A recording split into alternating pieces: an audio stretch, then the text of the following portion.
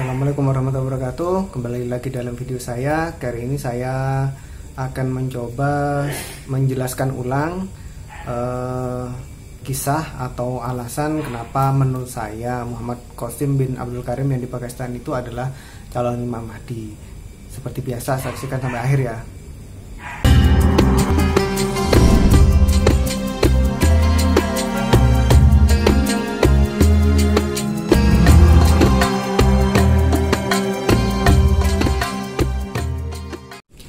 Jadi disclaimer dulu sebelum saya menjelaskan panjang lebar cerita atau kisah dari saya pribadi. Kenapa kok menurut saya Muhammad Qasim bin Abdul Karim itu adalah calon Imam Mahdi itu sebenarnya ceritanya panjang. Cuma sebelum sampai ke pembahasan itu saya ingin menyampaikan bahwa video ini adalah sekedar video sharing saja. Sekali lagi bukan untuk niat menggurui, hanya sekedar informasi dari saya, sharing pengalaman dari saya, dan ini juga murni dari pendapat saya, apa yang saya dapatkan dari beberapa waktu terakhir ini ya. Jadi dalam video-video saya di channel ini tidak ada paksaan sama sekali bagi teman-teman atau kawan-kawan yang ada di channel saya yang sudah lihat video-video di channel saya. Tidak ada paksaan untuk bagi yang sudah lihat video untuk mempercayai seperti apa yang kita percayai. Itu aja, karena ini adalah sebagai sebuah sharing pendapat, sharing pengalaman dari apa yang sudah saya dapatkan. Perbedaan pendapat itu pasti ada dan tidak ada paksaan. Saya juga di kolom komentar tidak ingin berdebat dengan teman-teman yang lihat video-video saya. Sekali lagi ini hanya sebagai sharing saja, dan saya juga mengucapkan terima kasih atas masukan-masukan dari teman-teman yang sudah lihat video saya. Misalnya masukannya, itu harus begini, ini harus begini, coba lihat channel saya, Imam Mahdi bukan ini, Imam Mahdi seharusnya begini, dan sebagainya. Itu saya ucapkan terima kasih sebesar-besarnya. Cuma saran saya adalah kalau misalnya memang kita ada perbedaan, apalagi dalam masalah agama, itu kan hal yang krusial. Jadi kalau misalnya kita ada perbedaan sesuai hadis lagi ya, kita kembalikan kepada Al-Quran dan hadis. Kita kembalikan ke Al-Quran dan hadis. Kalau kita masih bingung, maka kita masih punya Allah untuk kita tanyai, yaitu kita lakukan istikharah. Itu ya, itu pengantar untuk video. Kemudian kisah lagi ya. Jadi kisah perjalanan saya untuk mencari Imam Mahdi. Dari dulu alhamdulillah saya sering membaca buku-buku akhir zaman. Salah satunya ini ya. Salah satunya yang ini adalah ensiklopedia akhir zaman. Cover ini juga sudah sering saya tampilkan di video-video saya sebelumnya. Bukunya agak tebal. Di sini lengkap sekali isinya. Isinya ini lengkap sekali, mulai dari tanda-tanda kiamat, tanda-tanda kecil, tanda-tanda besar, termasuk pertanda-pertanda yang mengiring-mengiringnya, termasuk detail terkait dengan Imam Mahdi. Dan di sini juga hadis-hadis terkait kemuliaan Imam Mahdi itu seperti apa, itu aja di sini. Juga termasuk hadis yang menyebutkan bahwa Imam Mahdi itu kan nanti dikejar-kejar dari Madinah ke Mekah oleh sebuah pasukan, yang kemudian pasukan itu kan ditenggelamkan. Itu kan yang dari dulu jadi patokan saya untuk mencari Imam Mahdi. Jadi kalau sudah ada kejadian, ada orang yang lari dari Madinah ke Mekah, kemudian pasukan yang mengejar itu ditenggelamkan, maka yang dikejar itu adalah Imam Mahdi. Kemudian Imam Mahdi itu kan nyampe di Mekah. Nah begitu nyampe di Mekah, dia akan dicari-cari juga. Akhirnya dia ketemu dan dibaiat secara paksa. Nah sebenarnya dari situ itu saya dulu sempat kepikir juga ya, kalau misalnya memang orang ini sampai dikejar-kejar dari Madinah ke Mekah, berarti kan orang ini sebenarnya sudah diketahui orangnya itu siapa. Berarti kan ada sekelompok atau sebagian orang di dunia ini yang sudah tahu sebenarnya dia itu siapa. Dan juga hadis terkait yang katanya ulama berkumpul di Mekah untuk mencari seseorang. Berarti kan ada ulama yang mengetahui sebenarnya kalau the one ini adalah calon Imam Mahdi gitu loh. Karena nggak mungkin ujuk-ujuk tiba-tiba sekonyong-konyong tiba-tiba datang, tiba-tiba berkumpul di Mekah hanya untuk mencari seseorang. Orang dengan ciri-ciri yang dahinya lebar, hidungnya mancung, itu kan ya mungkin aja ada beberapa, tapi kan memang yang berpasangan ciri-cirinya itu kan memang Imam Mahdi, di mana dia itu dahinya lebar, hidungnya mancung, ada tahi lala di pipinya, kemudian namanya seperti Nabi Muhammad. Jika ciri-ciri itu sudah jadi satu di satu orang, maka dia adalah calon Imam Mahdi. Nah, kan tidak mungkin ulama yang di Mekah itu yang akhirnya membayar Imam Mahdi itu sebelumnya tidak kenal dengan calon Imam Mahdi. Berarti kan sudah ada sebenarnya, sudah diketahui. Nah, tinggal menurut kita bagaimana kok dia itu bisa diketahui gitu loh, kalau dia itu tidak pernah menampakkan diri sama sekali. Kalau misalnya dia itu disembunyikan, kalau dia itu nggak pernah tampil di publik, atau dia itu tidak pernah diperkenalkan oleh seseorang. Kalau dia selama ini disembunyikan, maka ulama seluruh dunia nggak akan tahu kalau dia adalah calon Imam Mahdi.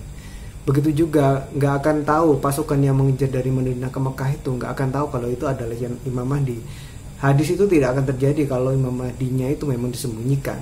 Itu menurut saya. Dulu sempat berpikir seperti itu. Kemudian yang dulu sempat saya pikirkan adalah, saya kan juga menonton video-video dari ustadz-ustadz akhir zaman. Contohnya kan dari Ustadz Zulkifli Muhammad Ali, itu kan menyebutkan umat muslim, umatnya Nabi Muhammad itu kan cuma 1500 tahun umurnya, sedangkan kiamat itu kan banyak fasenya. Kemudian di tahun 1981 itu sebagai munculnya Imam Mahdi, tanda munculnya Imam Mahdi itu kan ada dua gerhana di satu bulan Ramadan. Itu kan terjadi di 1981 dan 1982 kalau tidak salah. Jadi waktu itu saya berpikir mungkin aja calon Imam Mahdi itu sudah lahir di tahun itu.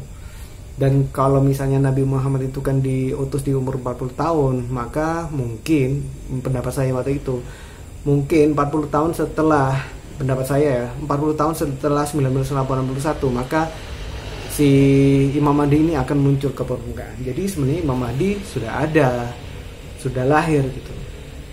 Itu yang jadi patokan saya. Kemudian kan seperti di video saya yang pernah saya sebutkan, barang siapa memimpikan Nabi Muhammad itu kan mimpinya mimpi yang benar. Kalau sampai seseorang itu mimpi Nabi Muhammad sampai ratusan kali, itu kan berarti kan heboh, aneh. Apalagi di isi mimpinya di bukunya Muhammad Qasim itu kan disebutkan kejadian-kejadian di akhir zaman yang melengkapi hadis-hadis akhir zaman. Jadi di situ apalagi seakan-akan di mimpinya Muhammad Qasim itu, si Muhammad Qasim ini beraktor atau bertingkah laku atau bertindak seakan-akan dia itu Imam Mahdi sesuai di hadis. Contoh seperti yang mengimami nanti begitu Nabi Isa turun. Begitu Nabi Isa turun itu kan yang disuruh mengimami kan siapa? Kan Imam Mahdi kan. Nah ternyata itu juga dimimpikan oleh Muhammad Qasim. Muhammad Qasim memimpikan bahwa Muhammad Qasim itu mendatangi Nabi Isa. Kemudian di masjid di mana ketemu dengan Nabi Isa, si Muhammad Qasim ini disuruh mengimami Nabi Isa.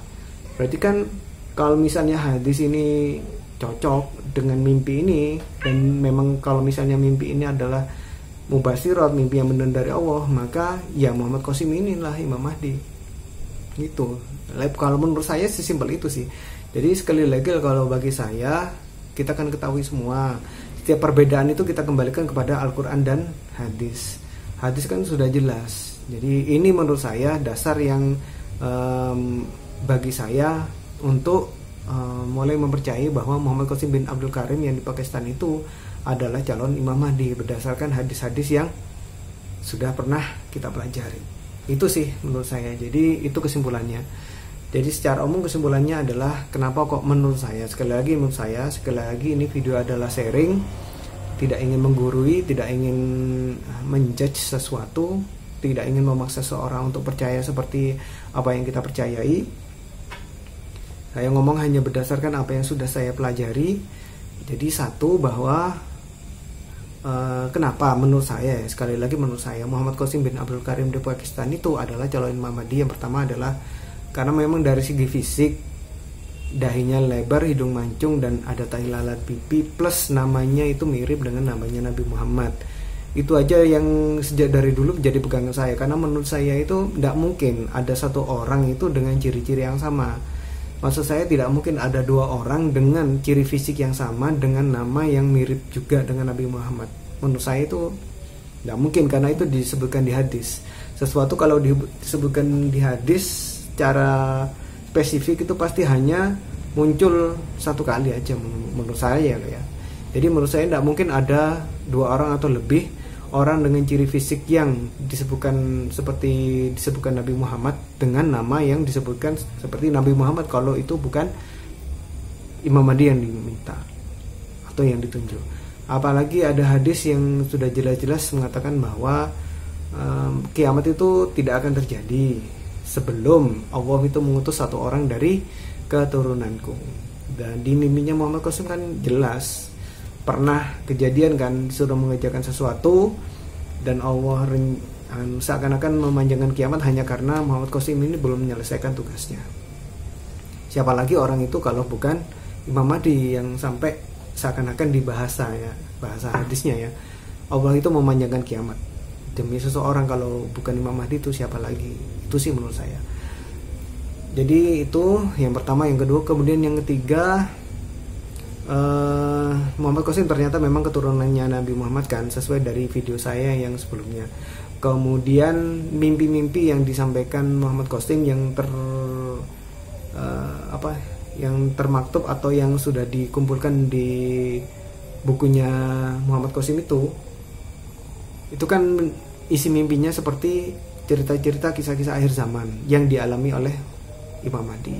Dan kemudian ternyata waktu Muhammad Qasim ini menyampaikan mimpinya pun itu tidak tahu tentang hadis-hadis akhir zaman.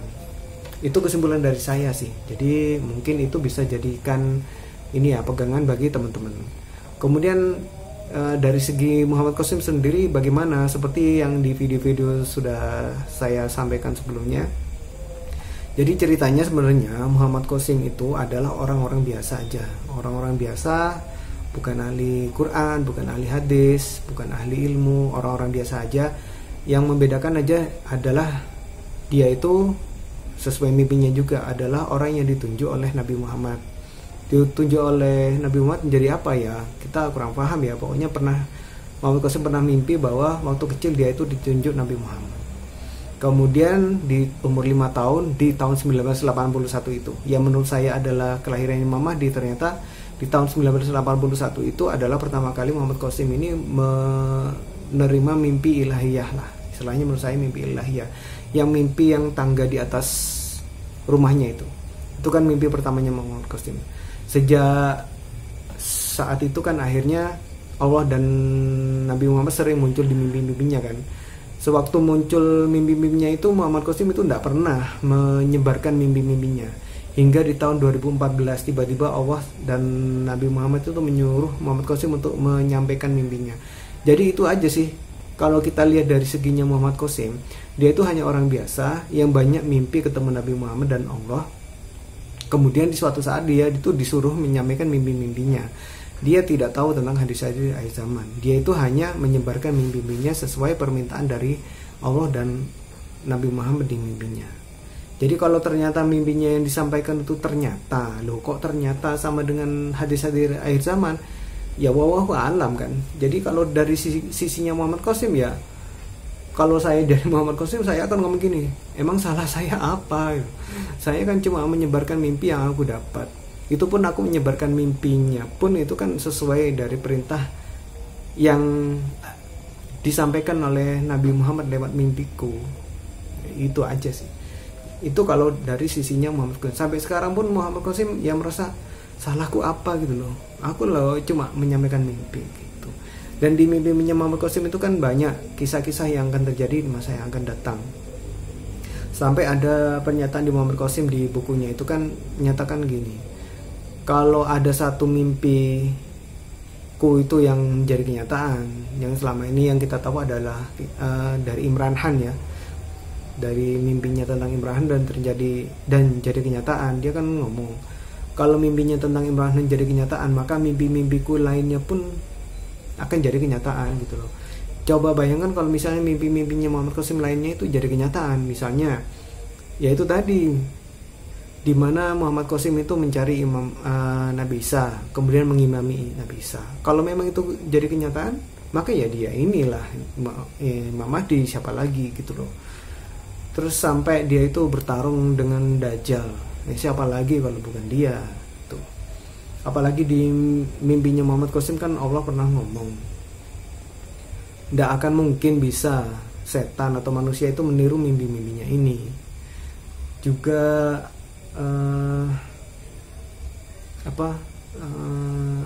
Nabi Muhammad kan sudah pernah ngomong di mimpinya itu bahwa siapa yang berdiri bersama dengan Qasim ini sama seperti berdiri dengan Nabi Muhammad. Barang siapa yang membela Muhammad Qasim sama seperti membela Nabi Muhammad. Itu dasarnya. Jadi saya kembalikan lagi kepada teman-teman sekalian, Bapak Ibu sekalian, kabar ini seperti yang disampaikan di mimpinya Muhammad Qasim juga kan. Alasannya kenapa kok Muhammad Qasim disuruh menyebarkan mimpi ini, kalimatnya kan supaya dunia tahu siapa kamu, supaya dunia tahu siapa ini Muhammad Qasim. Bagi orang-orang pemerhati akhir zaman, dengan hadis-hadisnya seperti itu, insya Allah pasti akan yakinlah kalau Muhammad Qasim bin Abdul Karim ini calon Imam Mahdi. Tapi ya kita kembalikan kepada Allah ya, terkait jadi tidaknya nanti beliau ini Imam Mahdi atau bukan, karena itu memang murni hak dari Allah Subhanahu wa taala. Jadi sekali lagi saya sampaikan kepada teman-teman, yang saya dapatkan hingga hari ini itu seperti tadi itu yang sudah saya sampaikan. Intinya sebenarnya dari dulu saya itu hanya berpegang satu saja, bahwa barang siapa yang bermimpi ketemu Nabi Muhammad dalam mimpinya, maka dia itu melihat kenyataan, mimpinya itu mimpi nyata, dan yang dia lihat itu benar-benar Nabi Muhammad. Jadi kalau pas seseorang mimpi Nabi Muhammad, kemudian Nabi Muhammad mengucapkan sesuatu, ngomong sesuatu, berarti ya memang benar seperti itu ucapannya Nabi Muhammad gitu loh. Itu ada hadisnya. Barang siapa ketemu Nabi Muhammad dalam mimpi, maka sebenarnya dia adalah, barang siapa melihatku dalam mimpi, maka sebenarnya dia, dan sebagainya itu sudah ada hadisnya. Dan juga ditunjukkan dengan hadis bahwa di akhir zaman nanti jarang sekali mimpi orang muslim itu yang tidak benar. Itu kan saling berkaitan. Jadi ya kita kembalikan lagi, kalau setiap ada perbedaan kita kembalikan lagi kepada Al-Quran dan hadis. Hadis sudah ngomong seperti itu gitu. Jadi kita mau tanya sama siapa lagi kalau tidak kembali kepada Al-Quran dan hadis. Itu kan kalau tagarnya akhir ini kan gitu, kembali kepada Al-Quran dan hadis, kembali kepada Quran dan Sunnah, dan itu yang sering disebutkan. Jadi ya ayo kita kembali kepada Al-Quran dan Sunnah.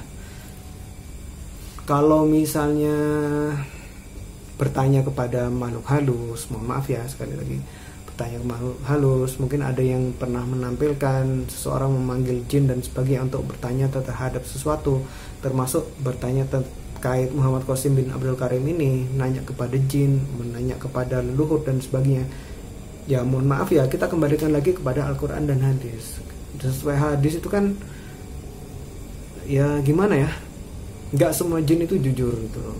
Kalaupun jujur, setan ya termasuk juga, kalaupun jujur itu kan pasti akan ditambahi dengan kebohongan. Apalagi kalau misalnya mohon maaf, misalnya jinnya dipanggil itu non muslim, apa ya iya dia itu mau kita itu selamat? Paling-paling ya takutnya kita itu dijerumuskan juga kan sama dia. Jadi itu dasarnya.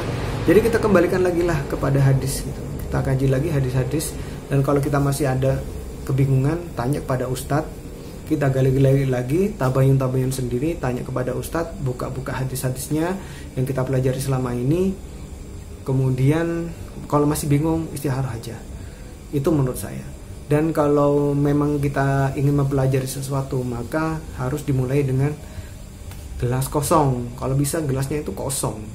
Kalau misalnya kita sudah ada ilmu, maka gelasnya kita kan setengah kosong, bukan setengah penuh, setengah kosong. Jadi supaya kalau kita dapat informasi itu bisa masuk informasinya gitu loh, tidak tumpah. Itu maksud saya. Jadi yang saya takutkan selama ini itu adalah begini. Kalau misalnya, ini sudah pernah saya sampaikan di video juga sebelumnya, kalau misalnya seseorang itu memang dia itu Al-Mahdi, kemudian dia itu memang calon Imam Mahdi ya, kemudian dia itu menyampaikan sesuatu hal,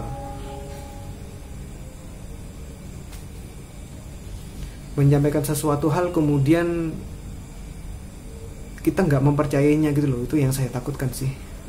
Jadi saran saya, silakan tabayun, kalau perlu silakan istikharah. Itu aja dari saya untuk video ini. Seperti biasa, kalau dirasa bermanfaat video ini silakan di share, jangan lupa subscribe bagi yang belum, komen ya. Tapi saran saya komen, kita diskusi aja di komen. Mohon maaf juga kalau misalnya saya lama jawab komennya. Sekali lagi demikian dari saya, terima kasih atas perhatiannya. Wassalamualaikum warahmatullahi wabarakatuh.